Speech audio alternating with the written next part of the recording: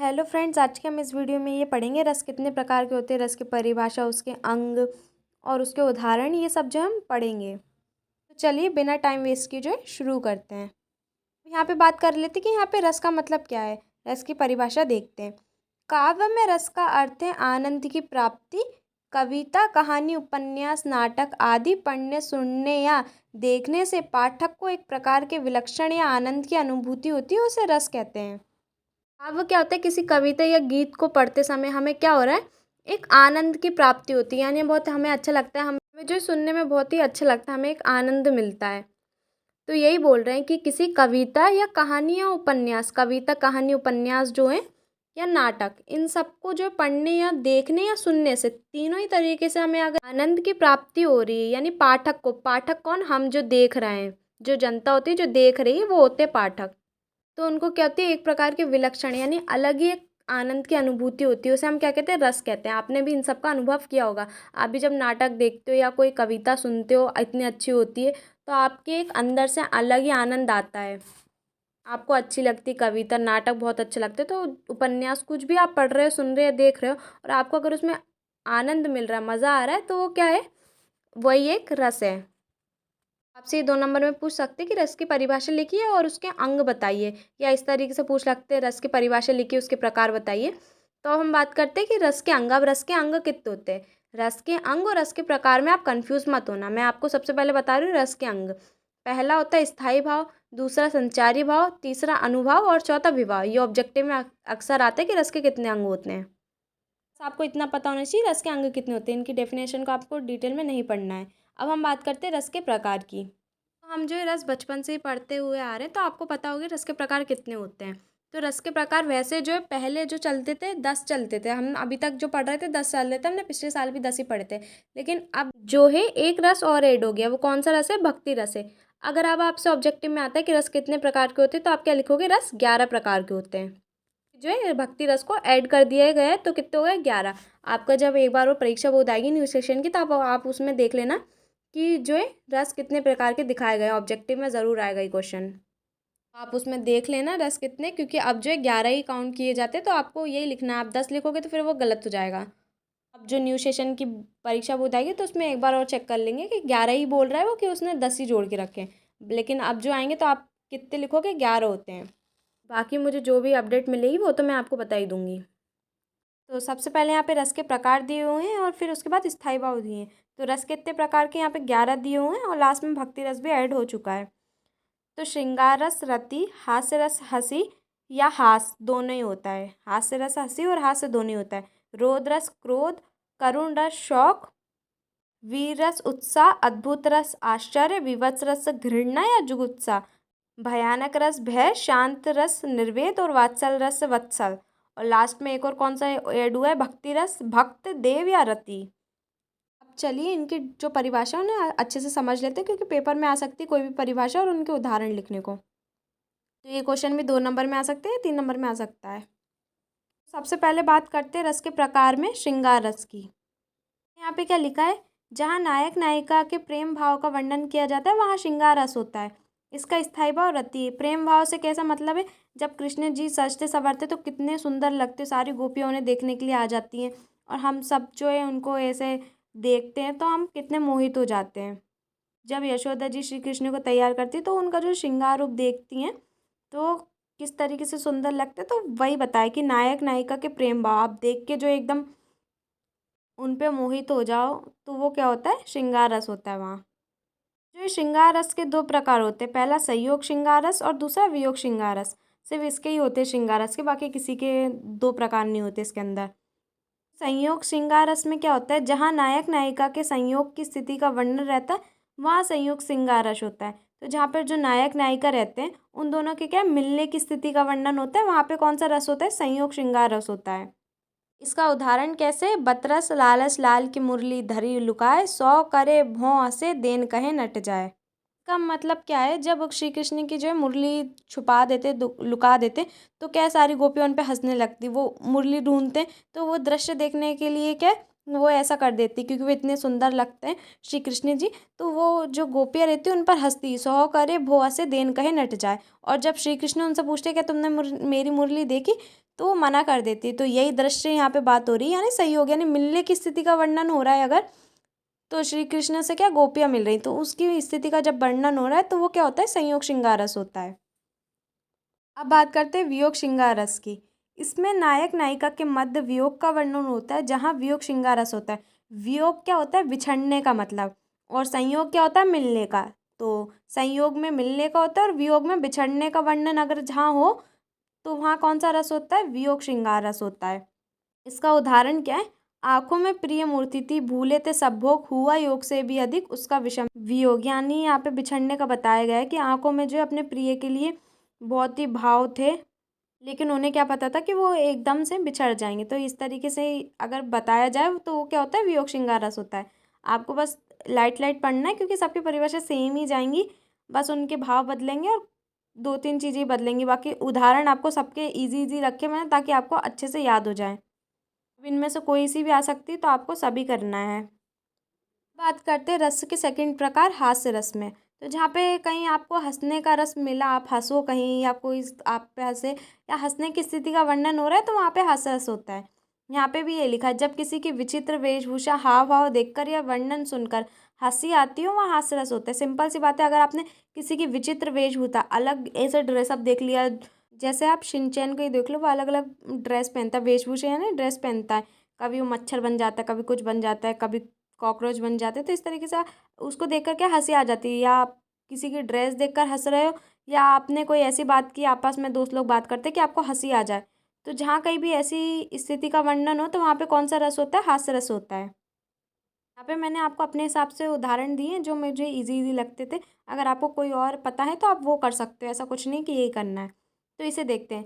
जब धूमधाम से जाती है बारात किसी की सज धज कर, मन करता है धक्का दे दूल्हे को, जा बैठूं घोड़े पर, सपने में ही मुझको अपनी शादी होती दिखती है, वरमाला ले दुल्हन बढ़ती बस नींद तभी खुल जाती है। यहाँ पे एक व्यक्ति की बात बता रहे हैं कि वो किस तरीके से जो है एक सपना देख रहा है। तो ऐसा क्या सपना देख रहा है कि मस्त जो है शादी वादी हो रही किसी की, और वो जो दूल्हा सजा धजा है, तो ऐसा सोच रहे हैं सपने में कि मेरा मन करे कि मैं धक्का दे दूँ दूल्हे को, और वो जो गिर जाए, और मैं क्या करूँ, खुद बैठ जाऊँ घोड़ी पर। और सपने में ही क्या हो रहा है, सपने में उसे ऐसा लग रहा है कि उसकी शादी हो रही है, और वो मस्त वरमाला लिए दुल्हन की तरफ आगे बढ़ता है। जैसे ही आगे बढ़ता है, उसकी क्या होती है, अचानक से नींद खुल जाती है। नींद खुलता तो जाहिर सी बात आप टपकोगी सही, तो इस तरीके से वो नींद खुल गई होगी, वो गिर पड़ा होगा। तो इस तरीके से हास्य में बताया गया है कि किस तरीके से वो अपनी शादी के सपने देख रहा है। ये किसका उदाहरण है, ये हास्य रस का उदाहरण है। रौद्र रस कहाँ होता है, जहाँ पे क्रोध हो, जब गुस्सा आए तो वहाँ पे रौद्र रस होता है। यहाँ पे क्या लिखा है कि विरोधियों के द्वारा जब कोई अनुचित कार्य होता है, तब आश्रय के मन में रोज रस नहीं है, वो रौद्र रस है, ऊपर लिखा हुआ है, आप उसे सही कर लेना। रौद्र रस की उत्पत्ति होती है, इसका स्थायी भाव क्या है, क्रोध है। पे क्या है, जब भी आप देखो कि कोई विरोधी है, वो क्या कर रहा है, अनुचित कोई गलत काम कर रहा है, तब आपको बहुत गुस्सा आता है कि यार ये गलत काम कर रहा है, कैसे कर रहा है। तो आपके मन में एक गुस्सा आ जाता है कि नहीं, अगर मान लो कोई रास्ते पे कचरा वगैरह फेंक रहा है, जबरदस्ती में कचरा कर रहा है, तो आपको एकदम गुस्सा आएगा कि ये ऐसा कर रहा है, तो आपको ऐसा लगेगा कि गलत काम है, तो आपको तब वहाँ क्या होगा, गुस्सा आएगा। तो वो कौन सा रस होता है, क्रोध रस होता है। और इसका स्थायी भाव क्या होता है, क्रोध होता है। इसका उदाहरण देख लेते हैं, आपको भी कभी कभी ना कभी गुस्सा आता ही होगा, अब भी क्या है, यही सब महसूस करते हो। तो इसका उदाहरण देख लेते हैं। कृष्ण के सुन वचन अर्जुन क्रोध से जलने लगे, सब शोक अपना भूल कर करतल युगल मनने लगे। ये तब की बात है जब श्री कृष्ण जी ने जो है अर्जुन जी को बताया था कि वो मना करने लगे थे युद्ध ना करने से, कि उनके जो है सारे संबंधी हैं तो वो कैसे युद्ध करेंगे। तब उन्होंने कुछ उन्हें वचन कहे थे, तो उससे क्या हो गया था, उनके मन में क्रोध आ गया था और वो जलने लगे थे। और जितना भी उनका दुख था, शोक था कि मैं अपने संबंधियों से कैसे लड़ूंगा, मेरे ताऊ हैं उधर, सबको ही है, तो ये सब भूल कर क्या हुआ, करतल युगल मलने लगे, यानी लड़ने के लिए जो है तैयार हो गए थे, क्योंकि वो बहुत ज़रूरी था। तो यहाँ पे कौन सा रस हुआ, यहाँ पे रोद रस हुआ, यानी क्रोध से भर गए थे वो। अब बात करते हैं यहाँ पे करुण रस की। करुण रस क्या होता है, जब आप किसी शौक में हो, यानी आप बहुत उदास हो या आप बहुत ही शौक में हो, तो वहाँ करुण रस होता है। इसका स्थायी भाव क्या है, शौक है। यहाँ पे शौक में दो मात्रा नहीं आएगी, एक ही मात्रा आएगी, शौक। भी आप शौक हो जाते हैं, यानी जब भी आप दुखी हो जाते हो, तो यहाँ पे क्या लिखा है, जहाँ मृत्यु तुल्य वियोग का वर्णन होता है, वहाँ करुण रस होता है। तो ये बात आपको पता है, जब आपके अपने भगवान जी के पास चले जाते हैं, तब आप सबसे ज़्यादा करुण, यानी सबसे ज़्यादा शौक आप तभी होते हो। तो ये आप खुद ही फील कर सकते हो, सब कैसा होता है। तो वहाँ पर कौन सा रस होता है, वहाँ पे करुण रस होता है। इसका उदाहरण देख लेते हैं। अभी तो मुकुट बंधा था माथ, हुए कली हल्दी के हाथ, हाय रुक गया यही संसार, बना सिंदूर अंगार। तो यहाँ पे बताया हुआ है कि किसी की शादी हुई थी और उसके कली हल्दी के हाथ हुए थे, तो अब उसका भी कोई जिससे शादी होने वाले थे वो भी भगवान जी के पास चला गया। तो आप ये फील कर सकते हो कि उसके दिल पे जो है क्या बीत रही होगी। तो अगर ऐसी बात कहीं पे भी हो शौक की, तो वहाँ पे कौन सा रस होता है? करुण रस होता है। अब बात करते हैं यहाँ पे वीर रस की। वीर रस और जो क्रोध रस दोनों ही अलग अलग होते हैं। क्रोध में आप गुस्सा कर रहे हो सामने वाले विरोधी के प्रति, जो विरोधी है आपसे जो युद्ध कर रहा है, यानी जो उसके प्रति आपके मन में क्रोध है। लेकिन वीर रस में क्या होता है? आपके मन में उत्साह आ जाता है, किसी भी काम को करने के लिए आप जोश में आ जाते हो। तो जो जोश में आते हो वो वीर रस होता है। जैसे यहाँ पे क्या लिखा है, जहाँ कविता में किसी व्यक्ति से उत्साह का वर्णन हो तो वहाँ वीर रस होता है। इसका स्थायी हुआ उत्साह है, यानी जब भी आप उत्साहित हो जाओ तो वहाँ पे वीर रस होता है। जहाँ आप डरो नहीं, जहाँ आप बहादुरी से काम लो, तो वहाँ पे वीर रस होता है। इसका उदाहरण क्या है? बुंदेले हर बोलो के मुँह, हमने सुनी कहानी थी, खूब लड़ी मर्दानी वो तो झांसी वाली रानी थी। तो यहाँ पे झांसी की रानी की बात की वीर रस की, कि वो जो है मतलब वो कितनी वीर योद्धा थी। तो वो बिल्कुल भी जो है डरी नहीं, बिल्कुल भी किसी से नहीं घबराई। उन्होंने अपनी तलवार उठाई और एकदम मर्दानी से जो है लड़ाई की थी उन्होंने, यानी उत्साह से, एकदम जोश से। ऐसा बिल्कुल भी नहीं कि वो डर रही हो, बिल्कुल नहीं, एकदम उत्साह से उन्होंने लड़ाई की थी। तो यहाँ पे कौन सा रस है? यहाँ पे वीर रस है। बात करते हैं अद्भुत रस की। ये आपको अभी थोड़ा कम कम दिख रहा होगा क्योंकि मैंने दोनों ही सेम कर दिया था। तो मैं आपको पीडीएफ भेजूंगी तो सही करके दूंगी, अभी आप सुन लीजिए। अद्भुत रस क्या होता है? जब भी आप किसी आश्चर्य में हो जाओ, किसी चीज़ को देखकर एकदम आश्चर्य हो जाओ। आश्चर्य मतलब क्या होता है? एकदम सरप्राइज्ड होता हो कि अरे ये क्या है, ऐसा कुछ हो जाए, तो वहाँ पे अद्भुत रस होता है। इसका स्थायी भाव क्या होता है? आश्चर्य या विस्मय। इसका स्थायी भाव आश्चर्य भी होता है या विस्मय भी होता है।